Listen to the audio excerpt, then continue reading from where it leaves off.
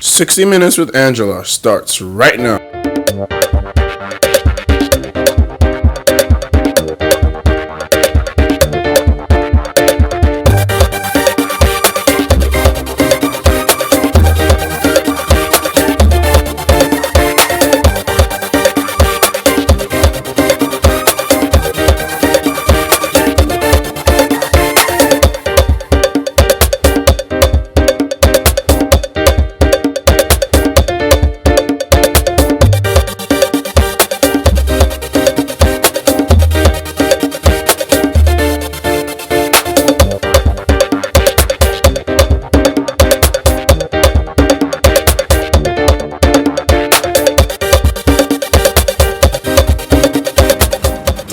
Now, with 8 governors from the south and 5 governors from the north, with the chairman of the board of trustees also from the north, and the national chairman from the north, Nigeria's main opposition political party, the People's Democratic Party, PDP, still gave its 2023 presidential ticket to a person of northern extraction.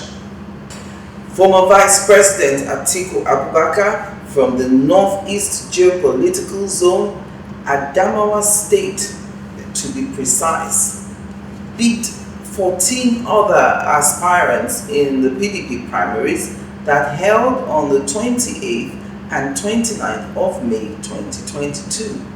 He won those primaries with a total tally of 371 votes, defeating the first runner-up, who was the governor of Rivers State, who scored 237 votes.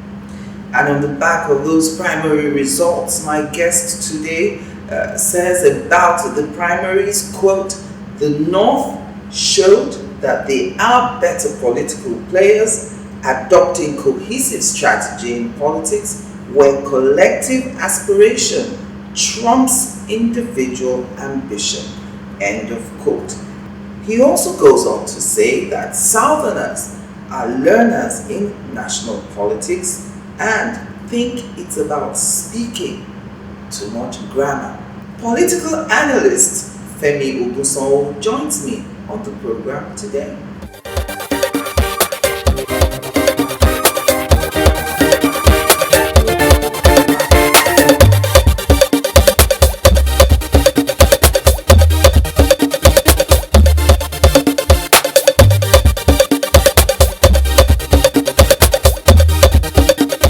I wanted to start with your general overview of the PDP's presidential primaries.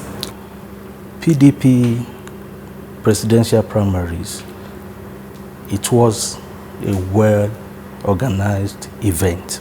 You have to give it to them. Yes. But, and the big but, Yes. why the emergence of His Excellency Atiku Abubakar to be their flag bearer when everybody is thinking President Muhammadu Buhari is from same northern extraction? I don't know what played out over there because I'm not a member of PDP. But generally, every Nigerian or think power should go back to the south. So the way it is, or the way I see it, PDP was only after grabbing power again. They were not thinking of building the nation. Where is the equity, fairness, and justice in what they did? And it's unfair to folks in Southeast and South-South. The two regions gave 100% to PDP from 1999. So you will expect the power to revert back to the South.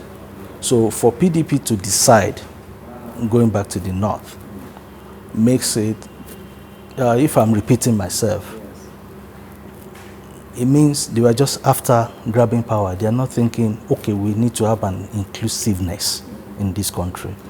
So, like I said, since Iyorchia Ayu led NWC of PDP came. They've done a lot. They've reorganized. Yes.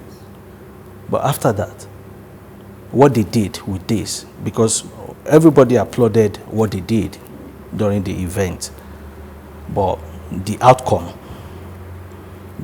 wasn't good enough. The expectations of Nigerians.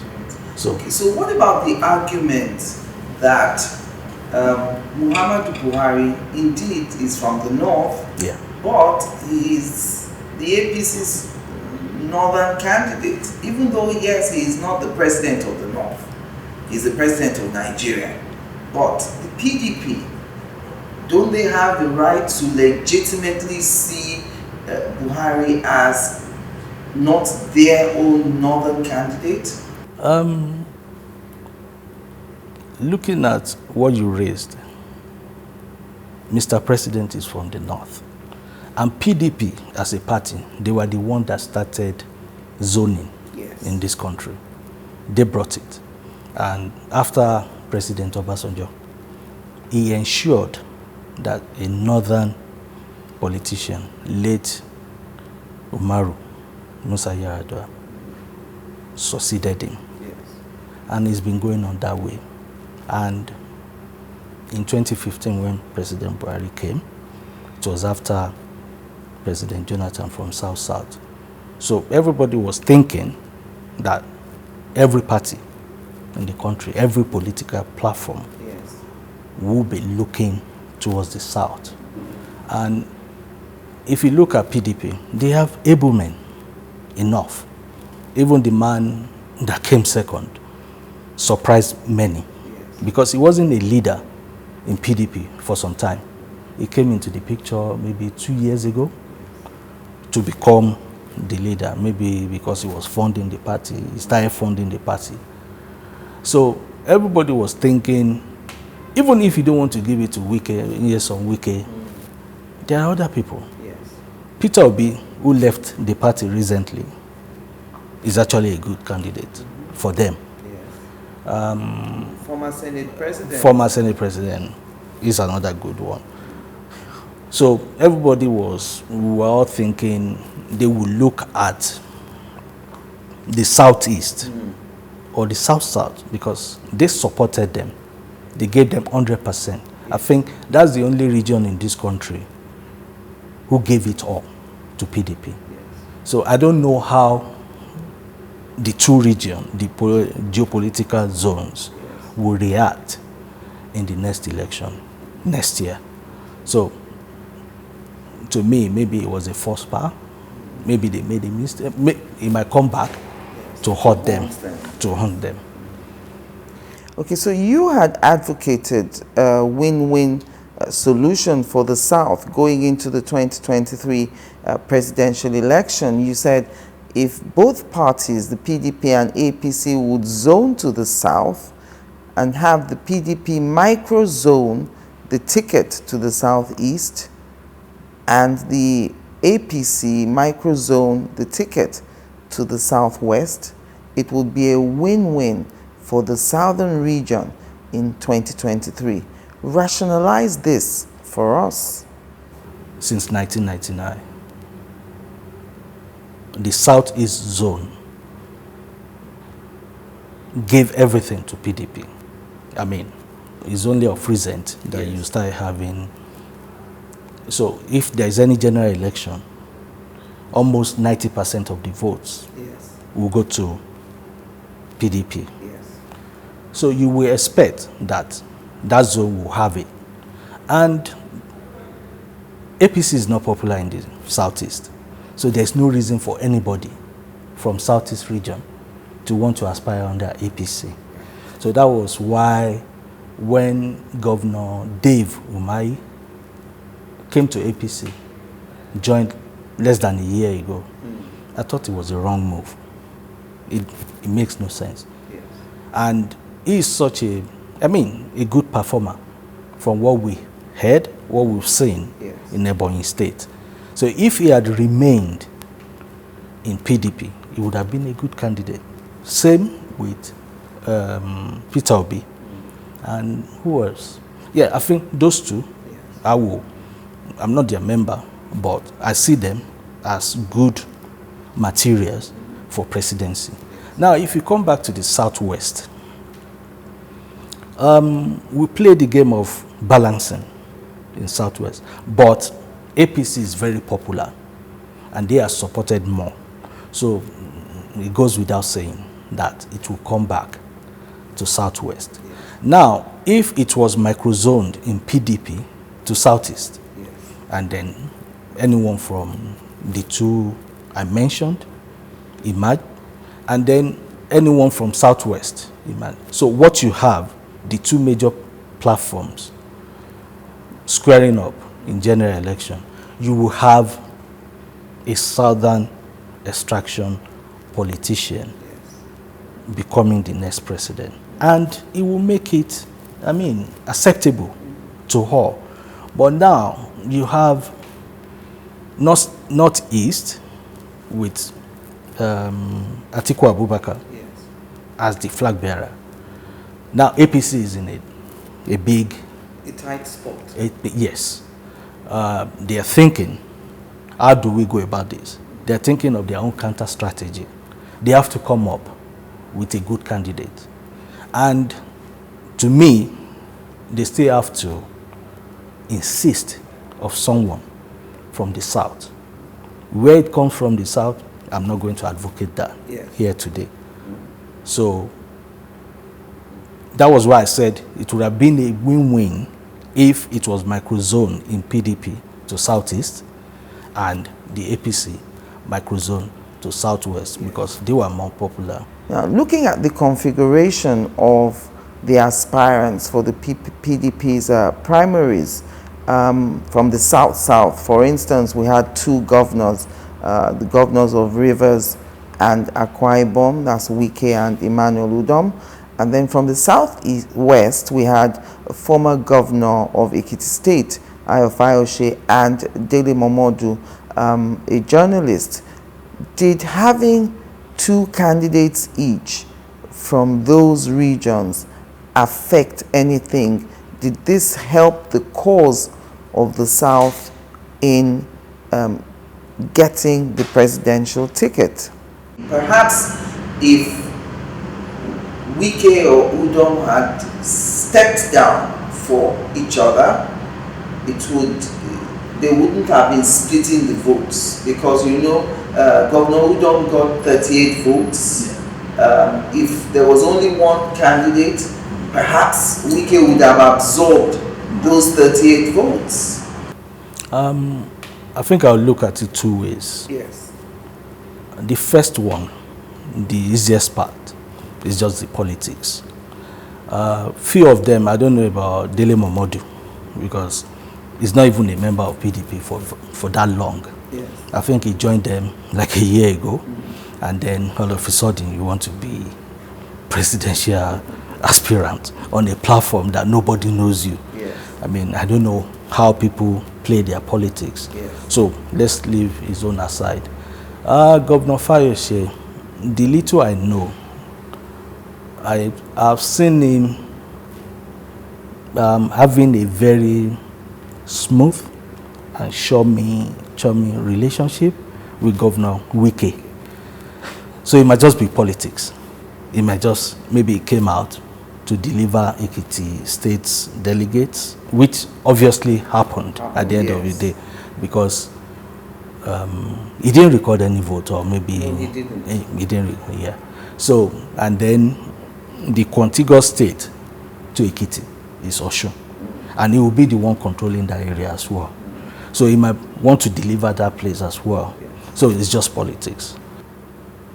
Why will Akwa Ibom State Governor want to contest for the same thing with the governor of Rivers State? If you pull your resources together, yes, you become a force. You have the funds. Formidable force Yeah. to be reckoned with. Exactly, in the party. And people will look, and then they will want to listen to you guys. And another mistake they made, they could have used their resources to support someone like Peter Obi. Yes. Everybody collapsed their structures. in that area, I mean, about 11 states, if all the governors in South and Southeast did that, excluding Anambra and Ebonyi and Imo, so you have 8 states. Yes. I mean, you have enough, the war chest, to do what they wanted to do. So that was the mistake to me that I think they made. They could have come together, support one person. And that goes back to what we were saying, the initial thing that we said. Yes. The southern people, everybody from the south, we still don't understand how to play national politics. That's our problem. We are not able to come together. We are not able to align. I mean, the cohesive strategy was what played out. And that's where you see someone like Tambuwa. He realized that it will just be a spoiler if he goes ahead. Yes. So, few minutes to the commencement of the voting, he came out and then he withdrew from the race. When he came out, I was thinking he's going to declare for Wike because they were working together. We thought they were a unit. All of a sudden, when I heard I'm stepping down and all my votes should go to Atiku Abubakar, I was like, wow, end of story. When are we going to come together? When are we going to think we are one in the South? Rather than individualistic. Yeah, which is what has been the bane. Join us again after the break.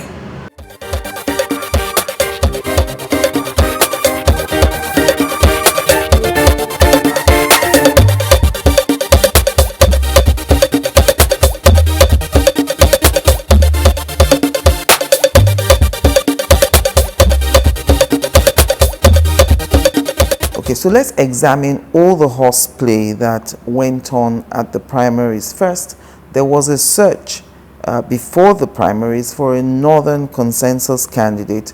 We had former Senate President Bukola Saraki, the Bauchi State Governor Bala Mohammed.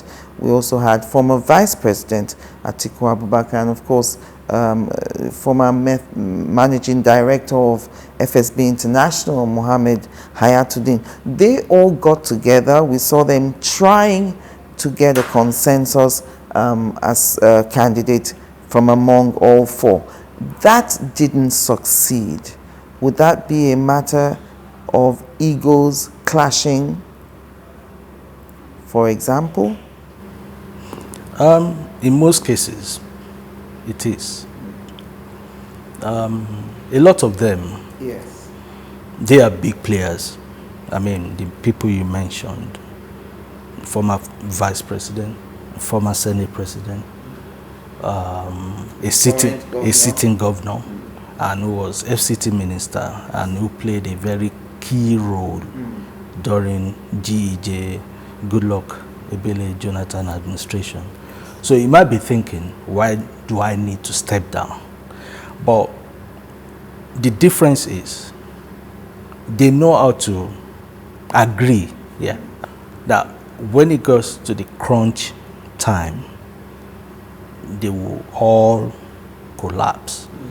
I think the only man that didn't really go along is former Senate President Bukola Saraki. Yes. He didn't really, I mean, he contested and he got only 70. Yes. He got only 70 votes. Yes. But maybe he knew because his man Friday, Senator Dino Melaye, Yes. was the agent Yes. for Atiku Abubakar. When you see that, you will think maybe there's a problem in between them. No, there isn't. To me, Yes. it's all politics. It might even, maybe they've done their, I don't know. Did you think at the point where Senator Melaye lifted Governor Tambuwa up, you know, I thought that's a signal right there for former Senate President Saraki to toe the line. You know, this man has stepped down. Yeah. This senator is carrying him and kind of hailing him for doing that. For doing that. You know, because the votes, the entrance poll yes, for Tambuwal, I think people were talking between 120 to 150. yes, Nobody knows. These are figures yes. that people were just. So if you deduct that from Atiku's votes, Atiku would have come to 250. Yes. Or 220 to 250. Yes. And if you now do addition to someone like Wike or spread everywhere, Wike would have carried the day. So that singular action of stepping down did it. Even the party chairman said, you are the hero of this convention. So everybody knew at that point that Atiku Abubakar. So we had Mohammed Hayatuddin step down before the day of the primaries.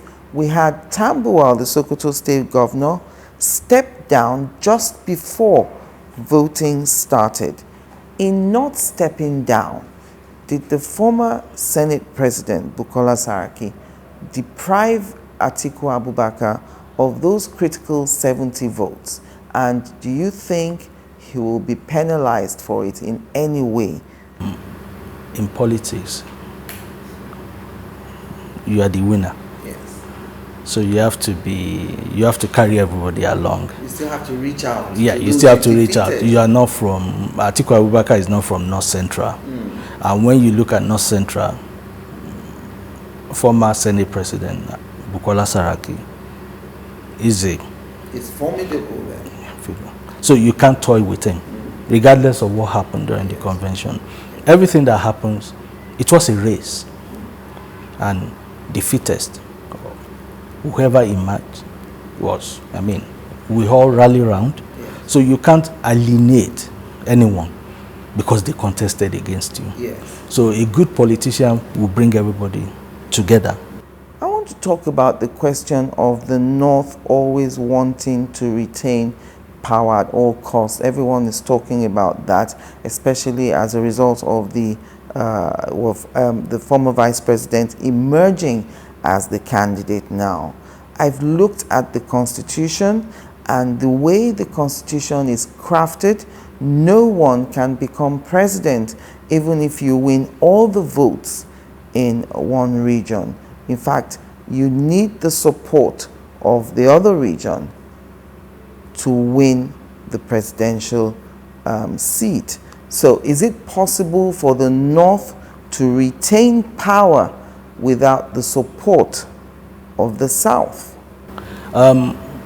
The exact thing in the Constitution states that you need to have the maximum tally, the highest vote. Yes. That's one. Then you need to have 25% in two-thirds. That's 24 states out of 36. Yes. Then plus FCT. Yes. But there are able people in APC as well. And then the new party that came up, NNPP. Yes. So they are going to divide these votes. Okay, so what about the argument that, I want to craft this properly, yes. The argument that no Northerner will vote for a Southern president if the APC presents one, when they have a Northern candidate in the PDP. I think it's a fallacy. I think people that said that, maybe they didn't know what happened in '93. MK Abiola ran under SDP and he contested against Bashiru Tofa under NRC. Bashiru Tofa is from Kano. Kano has the largest vote in Nigeria. Yes. But at the end of the day, he actually trounced him in that state. SDP won, was beaten. So it depends sincerity of purpose, if people are ready that power must shift Yes. to south, then the players in the north will do their best to give whoever becomes APC flag bearer From the south. from the south. So saying, oh, because we have a northern candidate from northeast region, or because they've never, Northeast has never had it before. yeah, so it means we have to give it to them now. It doesn't play out that way. All right. Now, I want us to talk about money for delegates, because that has been a major issue. I don't know if you've seen videos of people buying cars with their delegates' money that they made. Will it ever stop? And I'm saying, if indeed it happened. I'm using if indeed it happened because we saw EFCC operatives at MKO Abiola Stadium on that day. Yeah. We saw them accosting people with huge Ghana must go bags, but we have no information that anyone was arrested, either distributing money or anyone arrested with any sums of money. Yeah. So do you think there will come a time when we will not have to give delegates money? I think that's the best thing to happen to our democracy. Yes. We are currently in a nascent democracy. It's building, and people are being sensitized enough. So by the time we keep doing what we're doing, we'll get to a stage. And from people's reaction, we all knew that people were alarmed with what happened during the convention. Yes. But the EFCC part, I will address it. Number one, there was no economic crime committed. There. Yeah. So giving money for votes is not a crime? For EFCC to hurt, there must be a petition. So who petitioned them that money was exchanged in hands? Yes. Secondly, we don't have any proof. I mean, if you want to charge anyone to court, there must be a proof. Yes. You must prove it beyond reasonable doubt. Yes. So where is the crime? They came with only 775 or so delegates. Yes. That's one per local government. Let's say they came with 3. We are looking at about 2,000 and 2,300 thereabout. What about if the statutory delegates were added? Included. You'll be looking at 6,000, 7,000 people. How can you do that?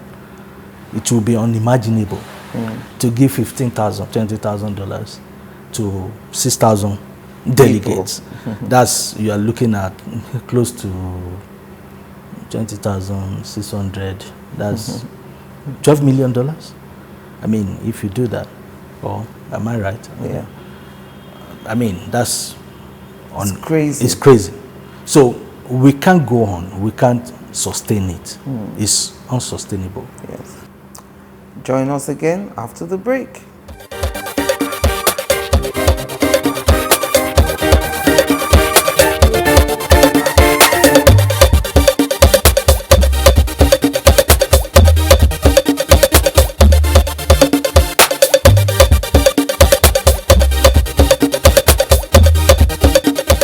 So welcome back. Now we're still on the question of the Southeast region.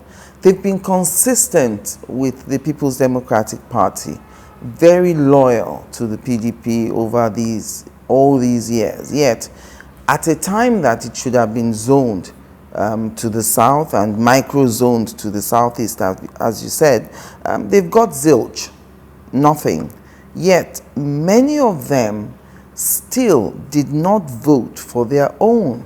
I mean, we had former Senate President Pius Ayim with 14 votes. We had Sam Onwabua with 1 vote. I know that there were not only 15 Southeast delegates at that primaries. So, you know, doesn't this dent the allegation of marginalization of the region? I mean, they had 2 options there.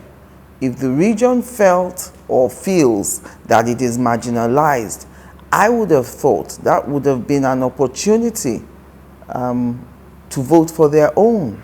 I think the way they play their game, people find it difficult to trust them enough. Then the cohesion in Southeast is a bit absent. Organization as well is, they can't come together and get themselves organized. Yes. And with that, people will not trust you. You wouldn't want somebody from Northeast to be advocating for you. Yes. And you don't expect a Yoruba man to start or agitating for you. You have to do it yourself. Yeah. And you have to show everybody that you want to be recognized. Yes. You want to be respected. What about the point they make saying the ticket should be given to the zone? People say power is not served a la carte, you know, but they seem to think that it's fair game to concede it to them.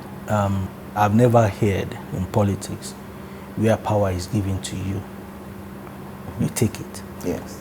You go for it. And how do you go for it? You negotiate. You judge. And you come under, let's use that same phrase, under one umbrella. Yes.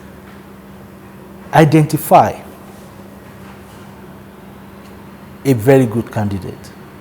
Support him or her. Put all your resources together.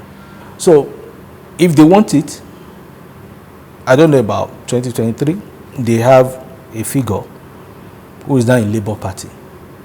But what he will achieve in Labour Party, I'm trying to understand, or how he's going to maneuver and then achievable. Yes. I don't see it. Yes. But maybe he knows better than me. But politics is not on social media, online. Yes. It's right there at the grassroots. The call on the national chairman, now reading the papers today, they're calling for him to resign. Some groups are saying, you know, he wasn't neutral. I think that statement he made to the Sokoto governor, Tambuwal, calling him the hero of the convention. People, supporters of River State Governor Wike, saying they expected the national chairman of the party to be neutral. And I thought, isn't that being naive, expecting that neutrality? The statement he uttered was the day after. I mean, there was a winner already. Yes. So if I'm now saying you are the MVP or you are the hero, I mean, that was just like... After the fact. Yeah, after the fact. So it's not anything. I mean, they were neutral enough during the contest. Yes. So the people that were raising this, I think, I will call them sore losers. That's the word I will use, because there's no reason to raise that. If you want to raise something else, if you're saying he should resign, legitimately, I think he has to. Because you can't have a party chairman from North Central, from Benue State, and then you have the flag bearer from Northeast region. He has never, I mean, from my own little experience of what I've seen, I've been following politics right from when I was young. In my introduction, I talked about even the chairman of the board of trustees too is from the north. It's from the north. I mean, how does that play out? I mean, the board of trustees is just like a administrative body.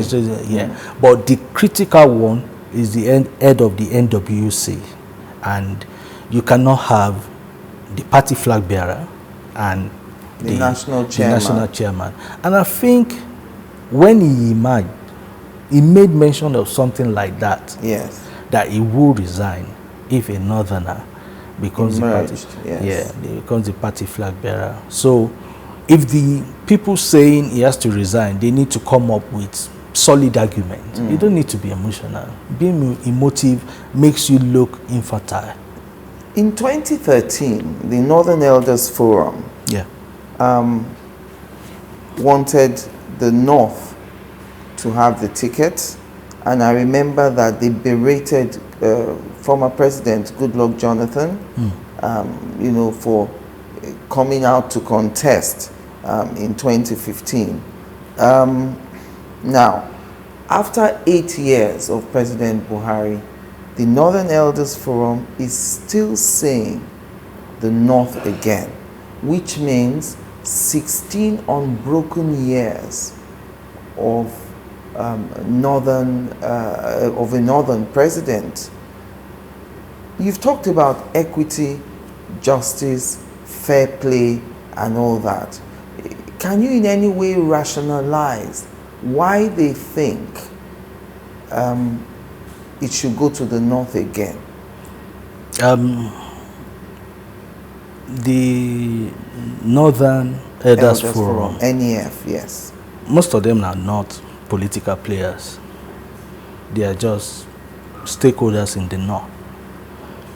Many of them are technocrats. Yes. And I think they reckon they need to have the political power.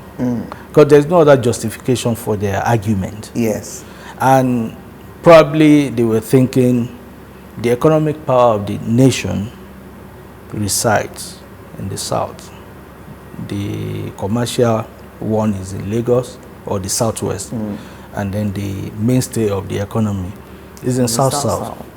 And then the Southeast people are the entrepreneurs. Enterprising. Yeah, very enterprising.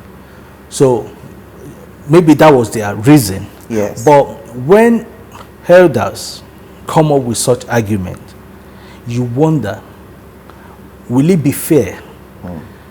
What are they really thinking that someone from the North is about to finish, regardless of the platform where it came from? Yes. President Muhammadu Buhari is president of the Federal Republic of Nigeria. It's not for APC. So when PDP came up with the argument, they've not really gotten much from the North in PDP. Yes. That the only man that was president, late Umaru Musa Yar'Adua. That's not the time. The moment you become the president, you are for the nation. Yes. So it's not for the ethnic region anymore.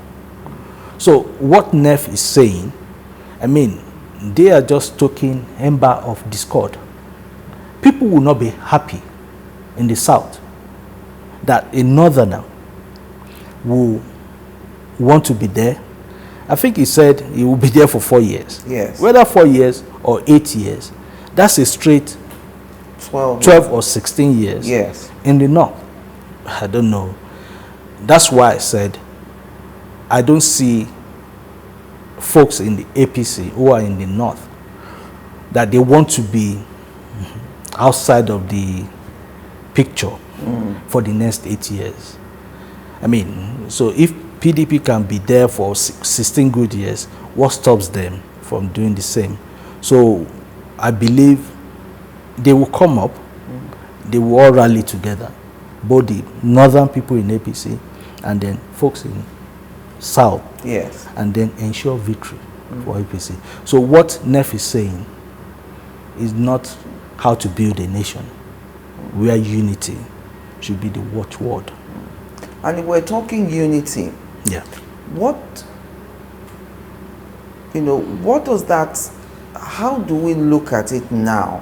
If your party, the APC, chooses a southern person, the PDP has obviously chosen a northern person. Yeah. Don't you think it's very divisive that it's like North versus South? This is not like in 1999 when it was all South, or in 2050 when it was all North. This will be the first time the two regions are actually eyeballing each other. You know, how isn't that going to cause more rancor, more divisiveness in our polity? It won't bring any rancor. Right. Politicians knows how to talk, they know how to judge.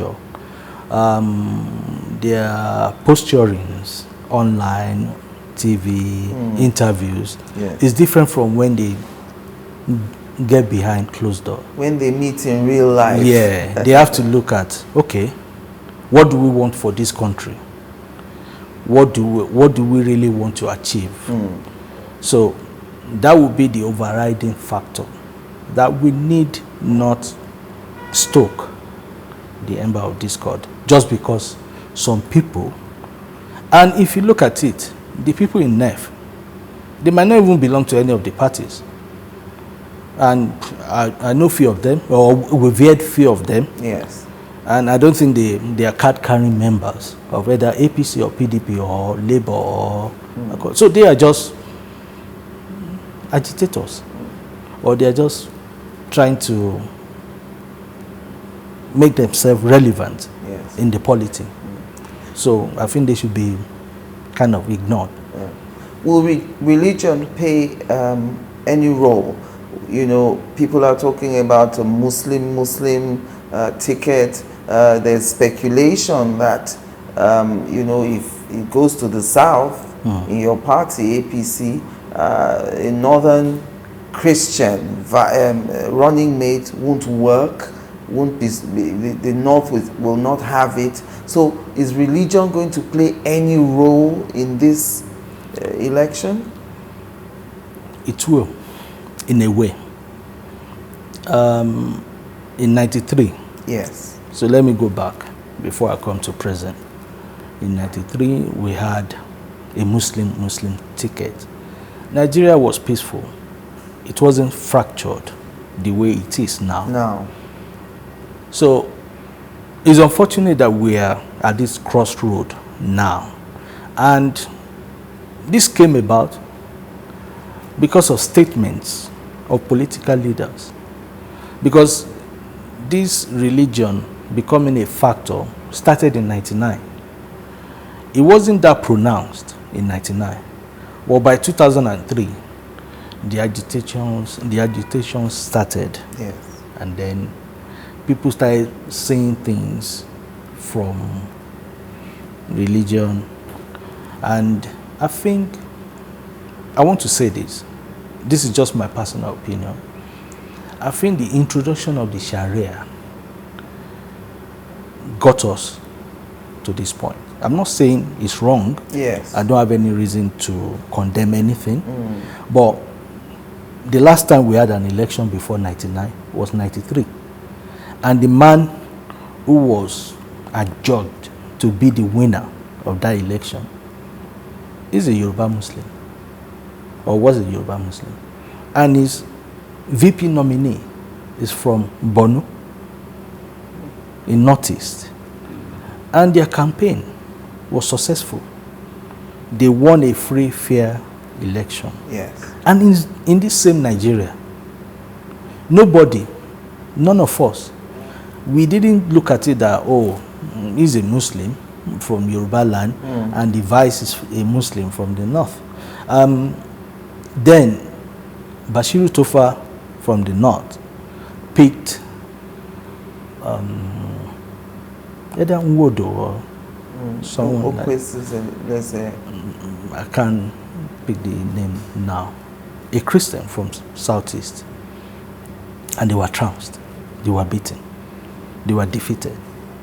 So that factor didn't play out in 93. But when we go to 99, okay, it's fair enough, or it's normal to have, we don't have to go that route again of Muslim ticket. Yes. Again, to repeat it. So Obasanjo picked someone from Northeast again to be his vice. Yes. And the same thing with the other party. At the end of the day, the moment we started talking about religion coming to become a major discourse or a national discourse, then we started losing it. And that's where we are now. That it's one of the major factors. But maybe one of the parties might want to change the narrative again. Yes. And look at competence, capability, and who can do it. Maybe a southerner who is a Muslim might emerge. I don't know. I think there are two of them, or Yes. yeah, and then they pick somebody from the north who is a Muslim, or they look for somebody who is a Christian. I'm not from the north. I don't know why the Christian north, because I knew that Abiola tried to pick Pascal Bafiao from Adamawa, and It didn't work. it didn't work. So, and I'm sure there's a few northerners who are Christians, who are national players as well, that can be that if. Yes. Then, if in southwest we pick a Christian, it will be very easy to pick a Muslim north to be the VP nominee. So it's unfortunate. That would be my conclusion on that.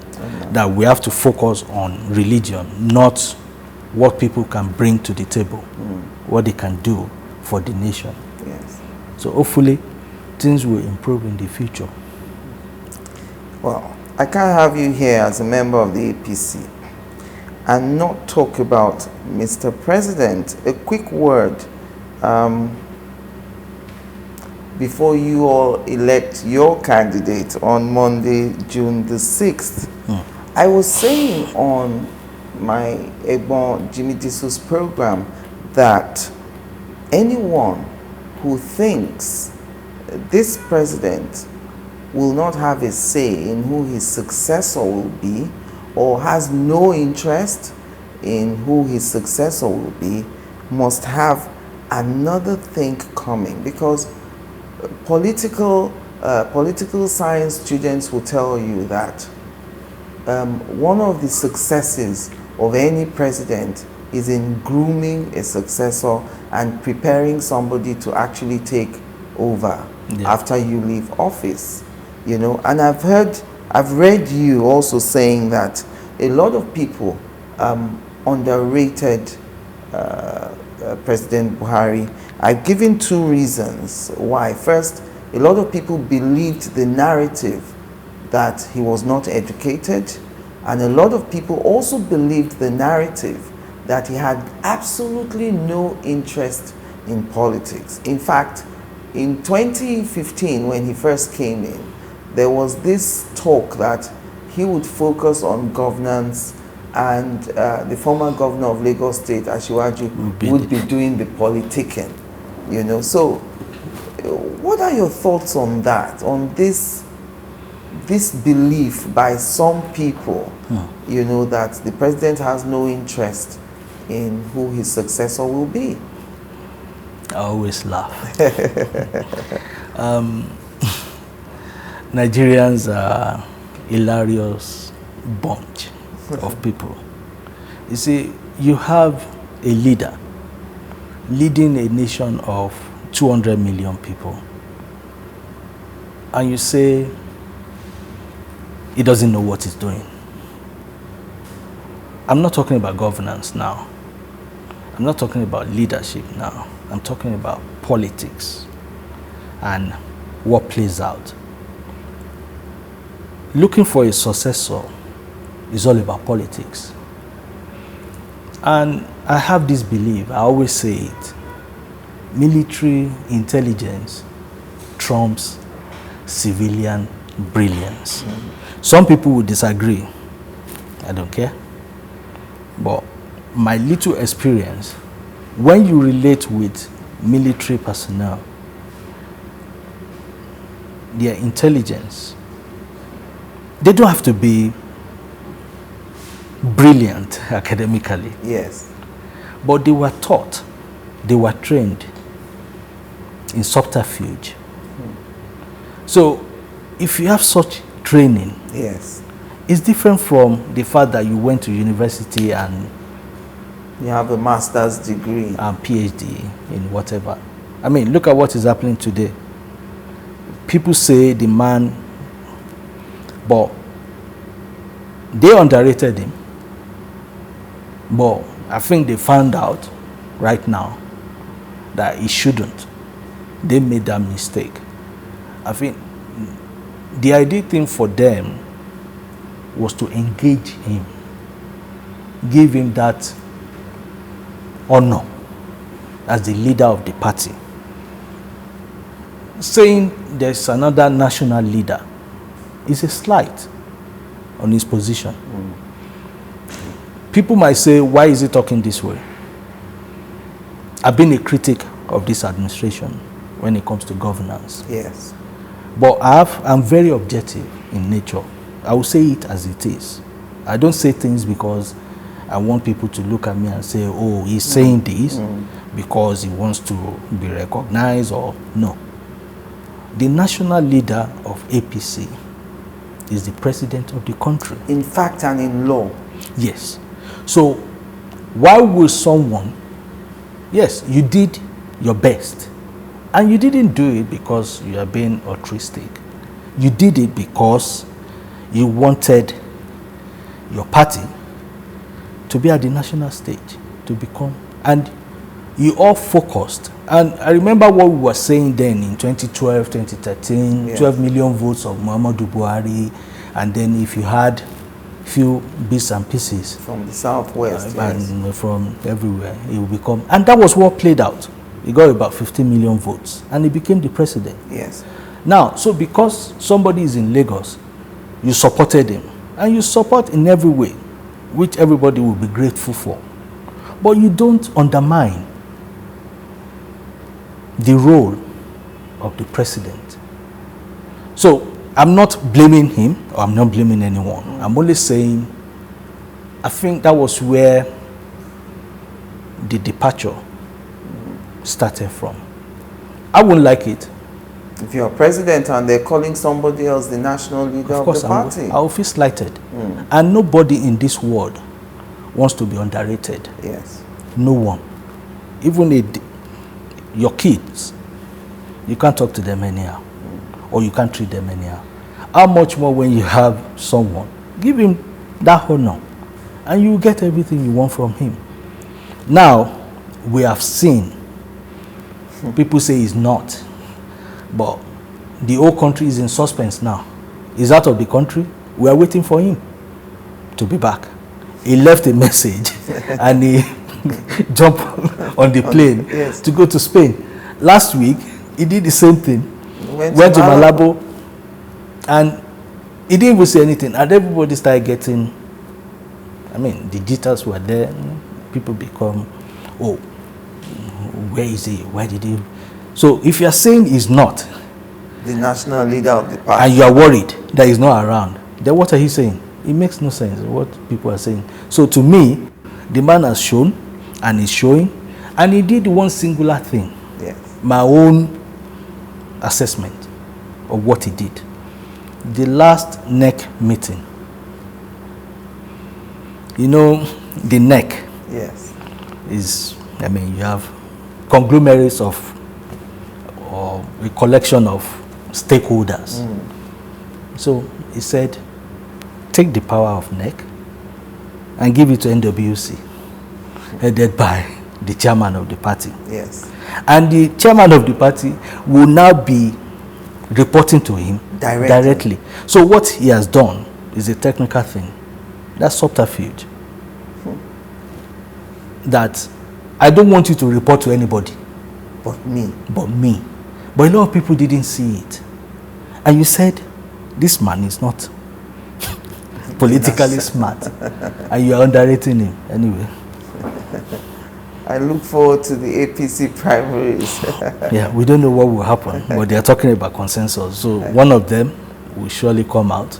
But what I've seen, it will be a win-win for the party if they don't fritter resources unduly. Yes. If they don't waste their money. They wasted enough already. And when they were doing it, I was one of the few people that said, are you sure that the party is not going for consensus? Because we had a little bit of rancor there. Yeah. No, I mean, we heard that it might be a consensus a long time ago. It's not just now. That the president might want to decide who will be his successor. Yes. And he has done it now. He has told everybody. And everybody has to tell. And those who say that it's illegal. The consensus is illegal. Are they forgetting that it is in the party's constitution and in the Electoral Act too, for that matter? I think a lot of people love to just hyperventilate online. People just come up with their opinion. They don't even know what the law states or says. They don't even know what is in the constitution. The Constitution of the Federal Republic of Nigeria, not to talk of the Constitution of APC. Yes. But right there, in 2014, when the NWC of APC came about, we did affirmation. There was no election. It was a consensus. Everybody that emerged, there was no contest. Oyegun didn't contest against anybody. People aspired, but I don't know if you followed it then. We were supposed to start early enough on that very day. Yes. But nobody came out because they were locked in negotiations. Yeah, and they started negotiating. So Oyegun came from ACN, the secretary, Mai Malabuni. I think I was there when somebody was saying it 12 hours before the convention that's your next secretary. I was somewhere. So there was no contest at all. Then the treasurer came from Kano State under new PDP. Yes. I think Commissioner for Finance under Rabiu Kwakwanso. Then, so you can see that affirmation or consensus arrangement has always been in APC constitution. So when people now come and say it's illegitimate, obviously they don't know what they're saying. They don't know what they're talking about. So they just being emotional. Well, thank you very much for spending an hour with me today, Mr. Ogunsanwo. It's been a pleasure speaking with you. Thank you so much. I'm glad to be here. And thank you for watching. I'm Angela Ajetunmobi.